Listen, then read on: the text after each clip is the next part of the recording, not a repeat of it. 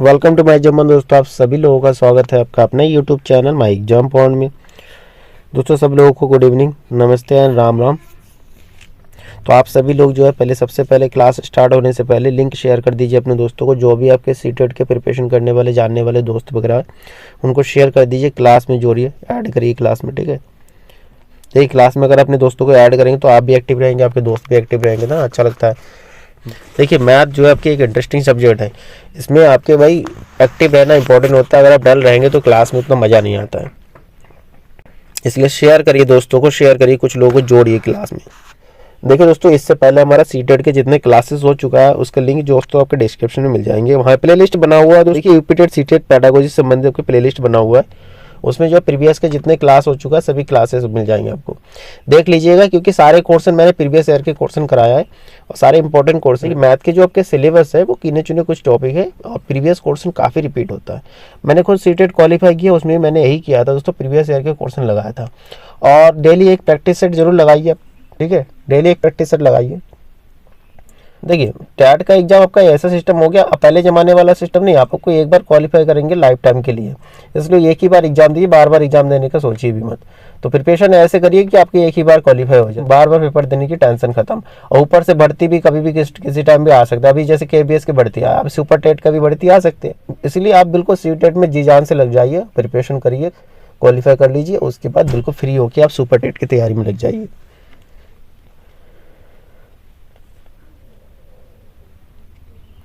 और दोस्तों आज का जो हमारा क्लास रहेगा केवल आपके टीचिंग से पेडागोजी से संबंधित क्वेश्चन होगा और प्रीवियस ईयर के क्वेश्चन है सारे, ठीक। देखिए पहला क्वेश्चन आपकी स्क्रीन पे जो है क्या कह रहा है, 46 number question, which of the following is important process in geometry, यानी कि निम्नलिखित में से कौन सी ज्यामिति की महत्वपूर्ण प्रक्रिया है। पहला ऑप्शन है आपकी विजुअलाइजेशन यानी कि दृश्यकरण, दूसरा ट्रांसपोजिशन पक्षांतरण, तीसरा आपके रूपांतरण। रूपांतरण तो इसमें से कौन कौन सा पॉइंट आपके सही है, उसमें से सही ऑप्शन चूज करना आपका, जैसे ए और सी दोनों सही है, या बी सही है, या बी और सी सही है, या फिर ए सही है। देखिए मेरे आंसर देने से पहले अगर कमेंट बॉक्स में आपके आंसर आता है वो आपके ट्रू होता है ना, तो आपको खुद अंदर से मोटिवेट होने लगे कि आपकी प्रिपरेशन किस लेवल का है, ठीक है। अगर एक आध क्वेश्चन दोस्तों अगर गलत भी हो जाए उसमें डिमोटिवेट नहीं, उसमें वो क्वेश्चन आपके लिए ज़्यादा इंपॉर्टेंट हो जाता है। रीजन क्या, अगर गलती किया है तो उस क्वेश्चन की क्यों गलती किया उसमें थोड़ा एनालाइज करेंगे तो आपको आंसर ध्यान रहेगा हमेशा। जो क्वेश्चन सही करते हैं ना उसमें उतना भी नहीं होता जितना कि रॉन्ग करने वाला क्वेश्चन ज़्यादा ध्यान रहता है। प्रिपरेशन ऐसा होता है ना, जो हमने गलत क्यों किया उसके बारे में सोचिए कि क्या गलती उसको पूरा समझने की हम कोशिश करते हैं, इसलिए गलती करने से घबराना नहीं चाहिए। चलिए आंसर बताइए दोस्तों, क्या होगा आंसर, कमेंट करिए। पहला आपका जैसे दृश्यकरण यानी कि विजुअलाइजेशन बिल्कुल करेक्ट है ना भाई। बच्चों को अगर मैं सर्कल के बारे में बताऊंगा तो सबसे पहले सर्कल बनाऊंगा, या फिर मैं स्क्वायर के बारे में बताऊंगा, वर्ग के बारे में, या फिर मैं रेक्टेंगल के बारे में बताऊंगा, आयत के बारे में, तो सबसे पहले उसके विजुअलाइजेशन दृश्य बताना पड़ेगा किस आकृति का है वो, ठीक है ना। तो पहला तो बिल्कुल सही है। तो आपका सेकंड ऑप्शन कह रहा है ट्रांसपोजिशन पक्षांतर। देखिए दाया पक्ष बाया पक्ष आपने बहुत सुना होगा किसमें, बीज गणित में, तो ये ऑप्शन तो आपका ज्योमेट्री में नहीं होता, यानी कि ऑप्शन बी का तो कोई लेना देना नहीं है इसमें ज्योमेट्री में। थर्ड आपका है ट्रांसफॉर्मेशन रूपांतरण, जी जब डायग्राम बना रहे हैं तो उसका रूपांतरण भी होना चाहिए, यानी कि ऑप्शन सी भी आपका करेक्ट है। तो आपका ये जो है दोनों कथन जो है ना, बैन हिले ने कहा था कि ज्योमेट्री के लिए विजुअलाइजेशन एंड ट्रांसफॉर्मेशन के दृश्यकरण तथा रूपांतरण जो ज्योमेट्री का महत्वपूर्ण एक अंग है, ध्यान रखिएगा, ये बैन हिले ने कहा था। तो आपका जो ऑप्शन जो है कौन सा सही होगा, ए और सी वाला ऑप्शन कौन सा सही होगा, ए और सी, फर्स्ट वाला ऑप्शन आपका करेक्ट है ना, ए एंड सी दोनों जो आपका कथन सही है। क्लियर है दोस्तों, अगर क्लियर है दोस्तों थंब पेज दिखा दीजिए।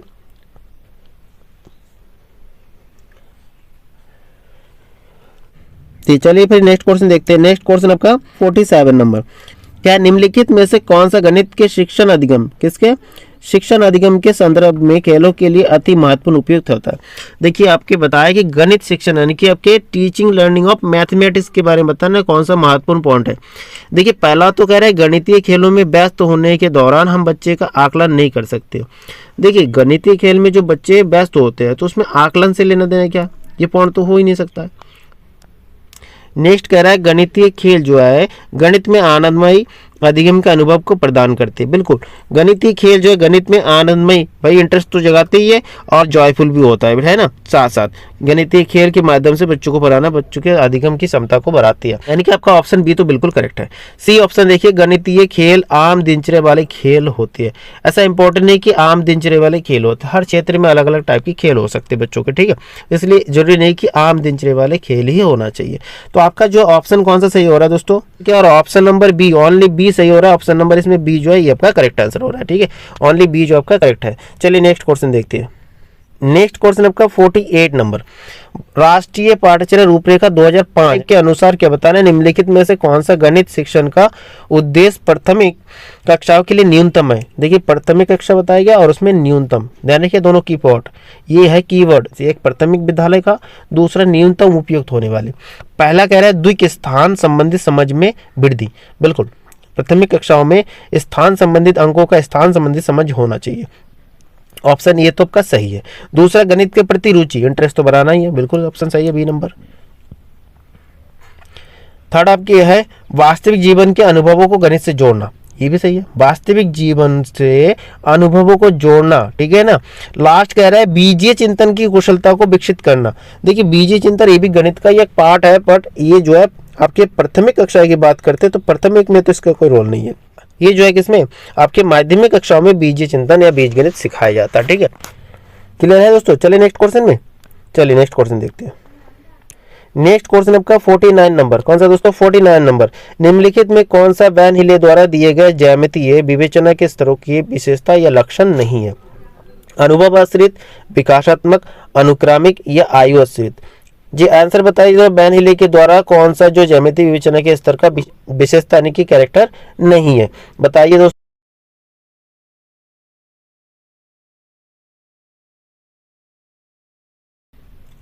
देखिए दोस्तों वैन हिले का जो ज्यामितीय विवेचना है उसमें जो है आयु संबंधित, ये तो बीजगणितीय आयु संबंधित पॉइंट जो है आपके वैन हिले के द्वारा नहीं दिए गए, ठीक है, इनका करेक्ट, यानी कि वैन हिले के सिद्धांत जो ज्यामितीय सिद्धांत है विवेचना का उसमें आयु संबंधित एज डिपेंडेंट इसकी विशेषता नहीं है। क्लियर है।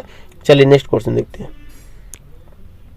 नेक्स्ट आपका क्वेश्चन 50 नंबर क्या कह रहा है, निम्नलिखित में से कौन सी अवधारणा डीन्स ब्लॉक का उपयोग करते हुए नहीं पढ़ाई जा सकती। डीन्स ब्लॉक जैसे आप देख रहे हो डायग्राम में, डीन्स ब्लॉक आपने देखा भी छोटे क्लास के बुक में बहुत होता है, एक एक ब्लॉक होता है छोटे छोटे, उस ब्लॉक को क्या एक के ऊपर एक होता है, इस तरह से ब्लॉक बच्चे काउंट करते हैं और फिर काउंट करके बताते हैं इतने ब्लॉक है तो इतना है। फिर क्या करते हैं ब्लॉक का अलग अलग 10 टन एक पट्टी बना देती है, फिर 10 टन का उसको पट्टी का आपस में मल्टीप्लाई करते हैं, इनकी गुना करते हैं, तो बच्चे गणित गुना भी सीख सकते हैं इससे। तो इसमें देखिए आपको ऑप्शन देखिए प्रयोक्ता, प्रोबेबिलिटी, क्या प्रोबेबिलिटी सीख सकते हैं इससे, प्रोबेबिलिटी तो नहीं सीख सकते ना, प्रोबेबिलिटी नहीं पढ़ा सकते बच्चों को इसमें, ठीक है।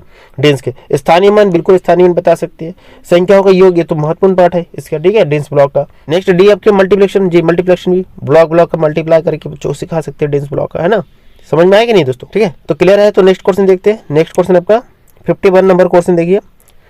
नेक्स्ट आपका 51 नंबर क्वेश्चन देखिए। 51 नंबर क्वेश्चन क्या कह रहे हैं, निम्नलिखित में से कौन से बच्चों से पूर्व नंबर के प्री नंबर की अवधारणा के निर्माण में संबंधित है।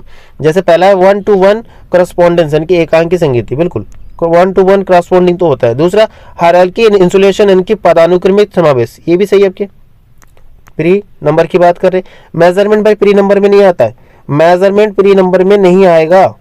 ऑप्शन सी जो है मेजरमेंट प्री नंबर पे नहीं आएगा, जैसे मेजरमेंट यानी कि यूनिट से संबंधित पॉइंट तो इसमें नहीं आएगा। आपका ऑप्शन जो है ए और बी दोनों करेक्ट है, तो ऑप्शन ए और बी जो है देखिए सी नंबर में ऑप्शन देखिए ए और बी, सी ऑप्शन जो आपका करेक्ट आंसर हो रहा है। क्लियर है ना।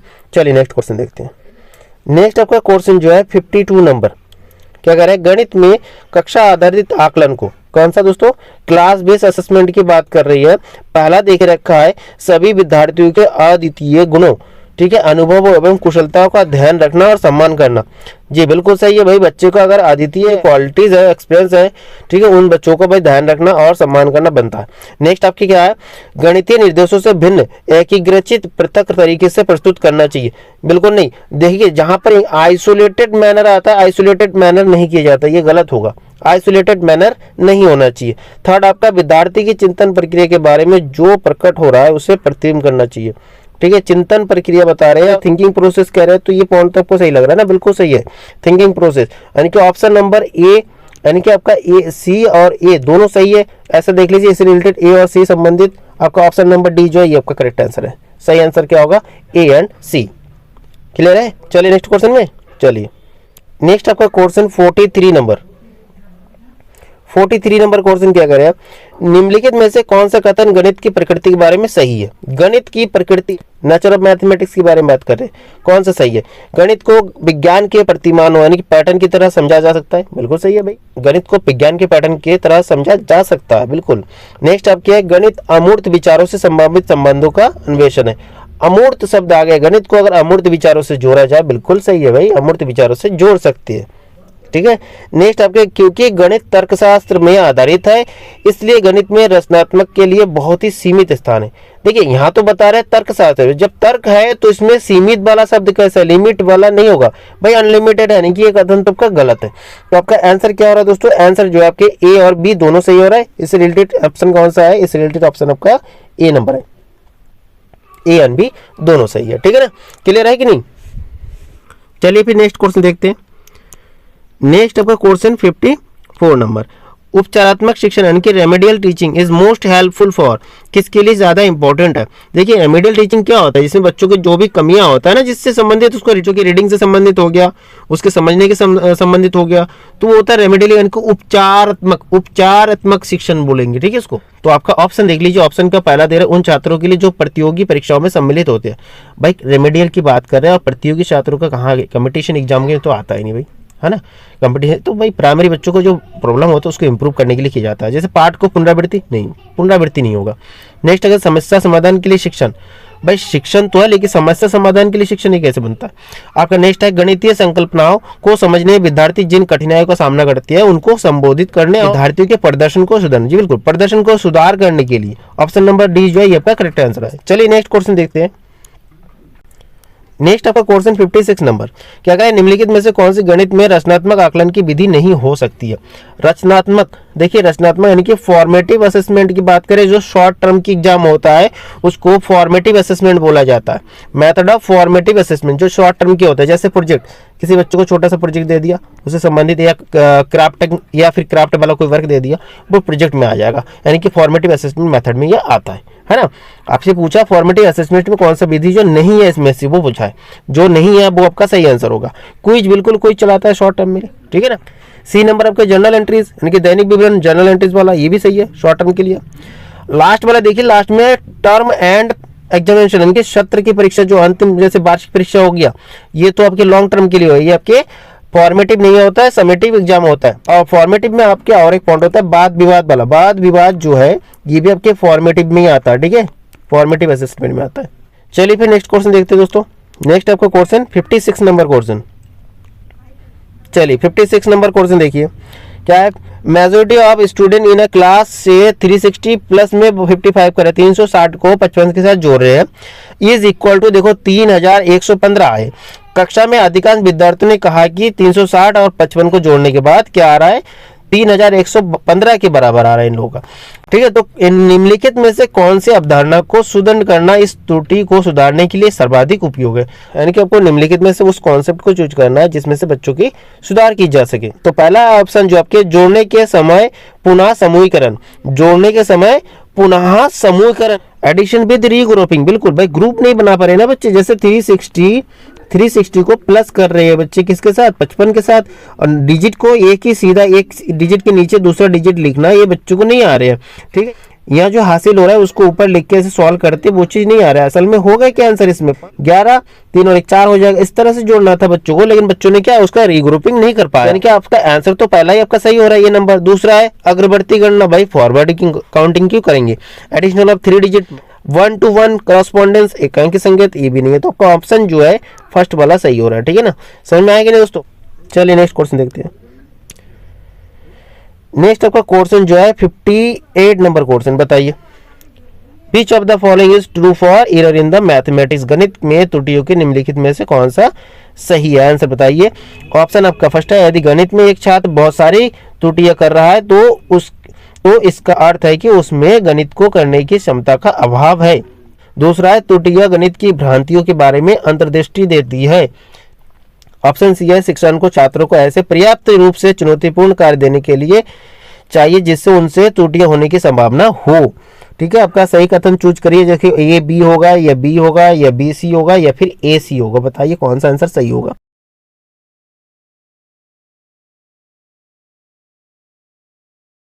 देखिए आपको गणित की त्रुटियों के लिए ध्यान रखना, त्रुटियों के लिए निम्नलिखित में से कौन सा सही आपसे पूछा है। पहला, यदि गणित में एक छात्र जो सारी त्रुटियां कर रहा है तो उसका अर्थ गणित करने की क्षमता में आवा, पॉइंट तो सही है लेकिन ये त्रुटियों के पॉइंट में नहीं आता। आपको त्रुटियां जो है गणित की भ्रांति के बारे में अंतर्दृष्टि बिल्कुल सही है।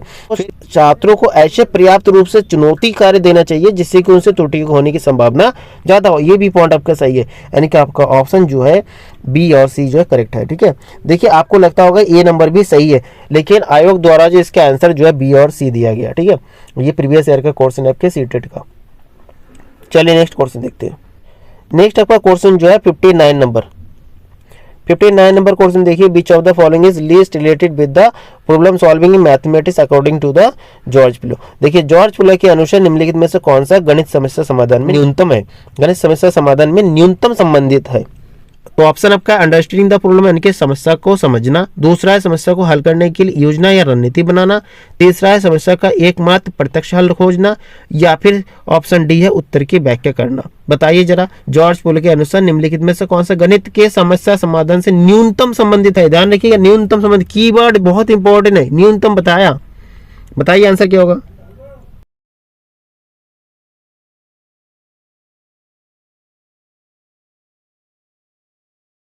देखिए पहला आपके देखा अंडरस्टैंडिंग द प्रॉब्लम यानी कि समस्या को समझना, बिल्कुल सही है। दूसरा समस्या को हल करने के लिए योजना या रणनीति बनाना, बिल्कुल सही है, ये भी जॉर्ज पोले के अनुसार है। तीसरा है समस्या का एकमात्र प्रत्यक्ष हल खोजना।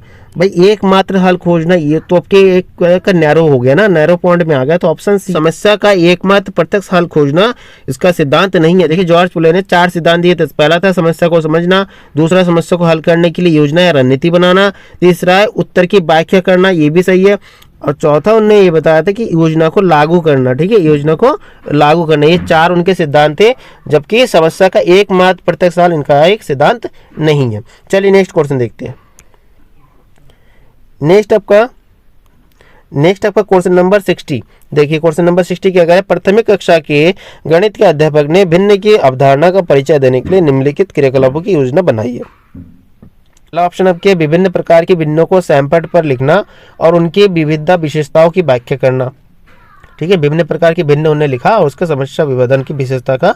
दूसरा, पेपर या कागज को मोड़कर क्रियाकलाप करने के लिए समरूप आयताकार पट्टियों और वृत्ताकार कट आउट का उपयोग करना। तीसरा है उनने फ्रैक्शन लिखा, यानी कि आपके भिन्न लिख दिया, जैसे 1/2 3/4 लिखा।